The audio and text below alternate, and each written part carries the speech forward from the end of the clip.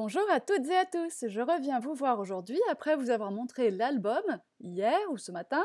Je vous montre une carte que j'ai réalisée avec la box scrap du mois de février. Je vous informe que j'ai encore du papier et des décos et que je pourrai encore vous faire d'autres projets dès que j'aurai 5 minutes. Façon de parler, bien sûr. Alors, j'avais donc cette grande feuille blanche fond manuscrit gris que vous voyez en dessous là. Sur la gauche, sous le bras du massicot. Donc j'avais envie, voilà, comme c'est disposé là, de faire une carte. Alors je prends une feuille de papier Maya blanc. Ça par contre, il faudra finir par prendre dans votre stock personnel parce que si vous faites le projet de Laetitia, le mien, la carte, ça va commencer par manquer. Et donc ce papier Maya blanc, je l'ai coupé à 28 par 14 de façon à obtenir une carte carrée de 14 par 14. J'ai coupé mon morceau de papier fond manuscrit à 13,5 par 13,5 et je vais couper celui-là à 12,5 de mémoire. Ça, c'est une chute de l'album. Celui-ci, vous le reconnaissez normalement, vous l'avez vu mis de côté quand j'ai réalisé l'album. Donc c'est fait avec un die de découpe rectangle couture irrégulière. J'ai décidé de garder le trou parce que je savais que je pourrais le cacher avec une goutte de Crystal Drop par exemple. Mais comme je le dis toujours, pas de die de couture irrégulière, pas de die tout simplement. Alors un massicot ou une paire de ciseaux ou une règle et un scalpel et on y arrive toujours. Ici, je choisis un die bannière. Là encore, vous pouvez découper avec vos ciseaux sans problème, suffisamment large pour accueillir le tampon fourni dans votre box. Là, je décide d'user vraiment très grossièrement, c'est pour ça que j'ai pris mes ciseaux, le carré de papier.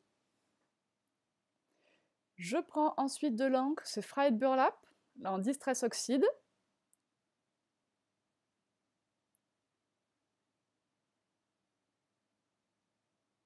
Je mets de la colle. Je fais en sorte que les déchirures n'aillent pas se déchirer plus quand même, je mets de la colle autour. Et je centre correctement. Vous remarquerez que ma base de carte, elle va rester, elle, bien blanche. Alors ça, je ne vais pas vous le montrer dans la vidéo, mais à l'arrière, comme c'était un peu sali, pour mon plan de travail pas assez bien nettoyé, eh bien j'ai réalisé tout simplement le pochoir cœur inclus dans votre box, tout en entier, avec mon fried burlap également. Donc là, vous voyez que j'ai été tout aussi acharnée sur ce papier à fleurs, et je lui passe un peu d'encre rouge, c'est la classique Fired Brick. Mais parce qu'elle était sur le bureau, hein, ça pourrait être la Oxide Fired Brick, ça marcherait aussi, ou une autre encre qui vous plaît. Hein. Là, j'use un petit peu moins ce papier effet bois, et je lui passerai de l'encre également autour, mais là je suis un peu plus douce avec lui. Et j'ai des crampes, vous voyez, ça va vite puisqu'on multiplie la vitesse par 2, mais quand vous me voyez tendre la main comme ça sur le côté, j'ai des crampes dans les doigts, c'est affreux. Je ne sais pas si ça vous fait ça aussi, mais alors moi c'est systématique.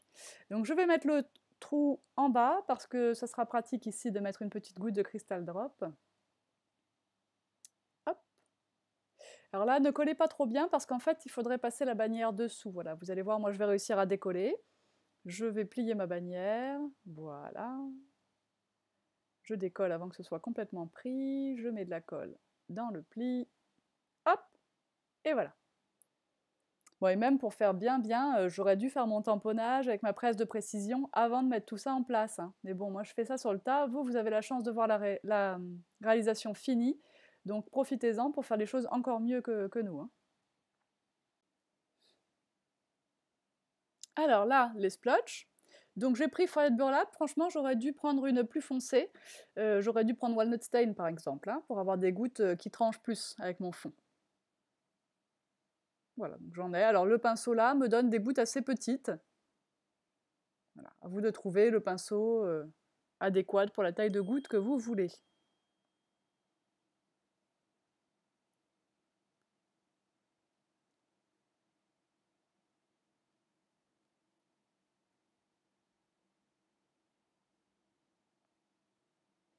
Alors je vais donc... Ah bah si, je vous le montre. Je croyais que je ne vous l'avais pas montré. Et ben voilà, c'est parfait. Donc je mets mon pochoir et c'est parti pour toute la surface. Si vous voulez plus de sécurité, vous fixez la carte avec un masking tape à votre surface de travail et le pochoir avec un masking tape également. Et comme ça, vous serez sûr de ne pas faire bouger le pochoir. N'hésitez pas à faire tourner le travail pour que ce soit plus facile. Et là, je mets de l'encre Sur la face avant, je vais en mettre très très peu, hein. J'avais envie de ce contraste blanc autour de mon papier vieilli. Je passe vraiment seulement la tranche comme ça en met vraiment très très peu. Par contre, je vieillis un peu cette bannière là qui est trop propre. Je vais placer un morceau de scotch double face 3D à l'endroit où je trouve le tamponnage, de façon à ce que la bannière soit légèrement en relief. Et qu'elle se soulève, mais qu'elle soit collée quand même. Ça va être le moment de coller les cœurs, donc je les laisse naturels parce que ça va très bien avec l'ensemble. Et par contre, je vais les compléter par des gouttes de Crystal Drop rouge pailleté.